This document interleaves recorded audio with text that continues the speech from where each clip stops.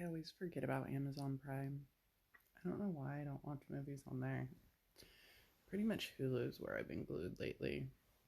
I watch the Netflix ones with Lindsay Lohan and Freddie Prinze Jr. I think we might have talked about that. Freddie Prinze looks old.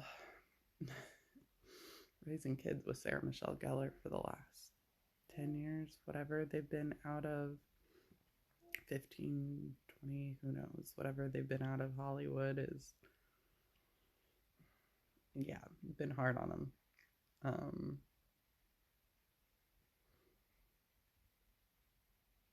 She's just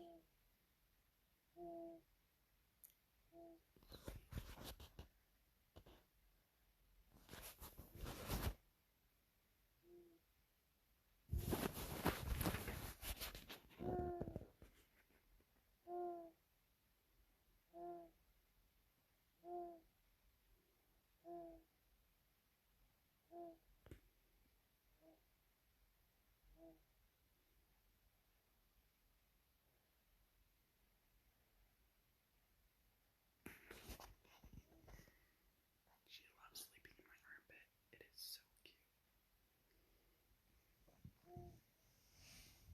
I am going to call at 8:30 to book my surgery, the tattoo removals, and Jeannie will be here at 9 so I can go run a couple of errands for Christmas. And then I have Mike at 1. I was also going to say I called Callie yesterday, video call. She called me back later. Dave said he was at work when I called the first time. So I talked to Callie. I don't know how long we talked for yesterday, like half an hour or so. And she said they spent all day with the babysitter. So Dave is getting more and more and more checked out. By this time now, under the guise of working and having a babysitter. So more and more and more checked out, right? When he was with Sam, they did stuff with the kids, taking him places. I forget. He did pay for some membership to some museum, but I haven't taken them. We mostly are around here.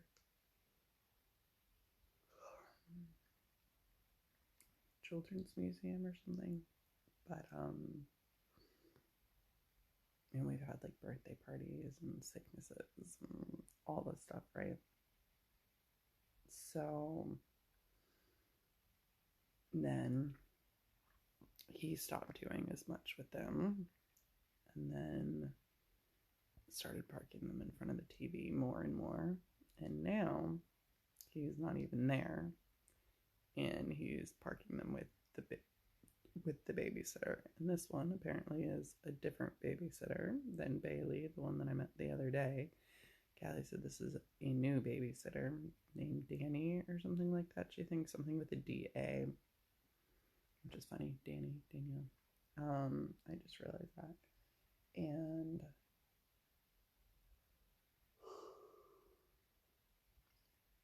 Dave's parents are going to be here the next week when the kids are here with them. Sorry, when the kids are with him. But that means that they won't see Dave like at all when they're here. I have a feeling as Dave gets more and more checked out, at some point Callie's going to be like, I don't want to go to Dad's because I never even see him. So can't I just stay here with you? So I'm going to wait and let that all play out, right?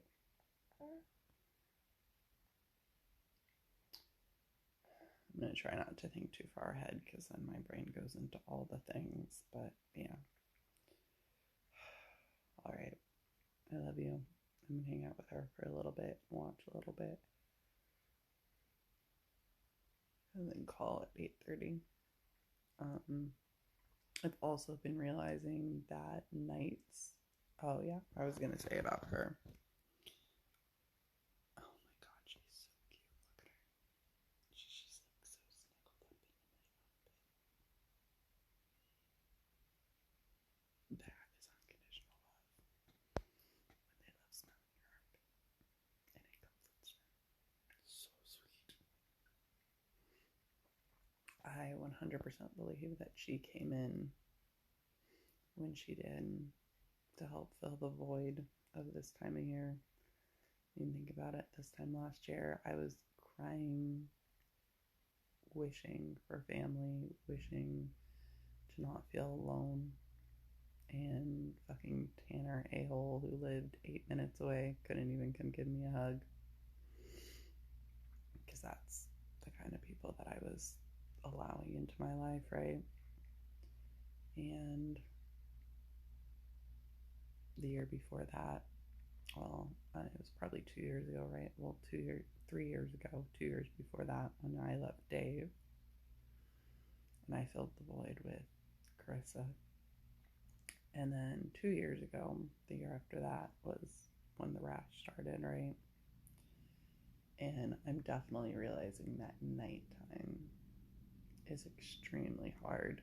Um, Nighttime, the pain in my arms and hands bubbles up a lot. It like prickles, if I could describe it. It itches and prickles, but I've noticed this before when the sun starts going down. And my therapist has kind of talked to me about it. She's like, well, you know, what time of day did most of the abuse occur? Probably at night, right? Probably not during the day. It was probably mostly at night. I do remember when my mom, like, when we pushed her in the bathtub and she dislocated her toe. So he dislocated her toe. And she had to go drive herself to the emergency room. She had to shove it in a boot. She had to, right? She shoved it in a boot and drove herself to the ER. I do remember that was nighttime. Because the fucked up part is I remember laying in bed with my dad. Because I was scared, right? And I was looking for comfort. How much does that suck that you're looking for comfort from the person who's the abuser? It's insane. And I remember him just like totally gaslighting me, being like, oh, well, you know, your mom did. Well, it's her fault that she did. I don't even remember the words, but I remember him gaslighting and trying to pin it on her. But again, somehow I knew it wasn't her.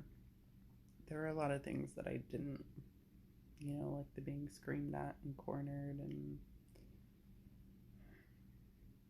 that I did carry on with Dave, but there were a lot of things that I knew wasn't right that my dad would say.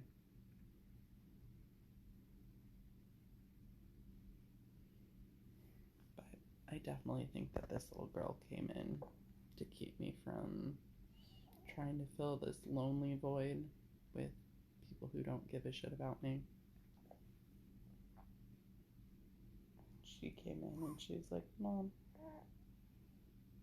I'm gonna fill that little lonely spot in your heart. And even if you feel it, I'm just gonna make you sit here and love me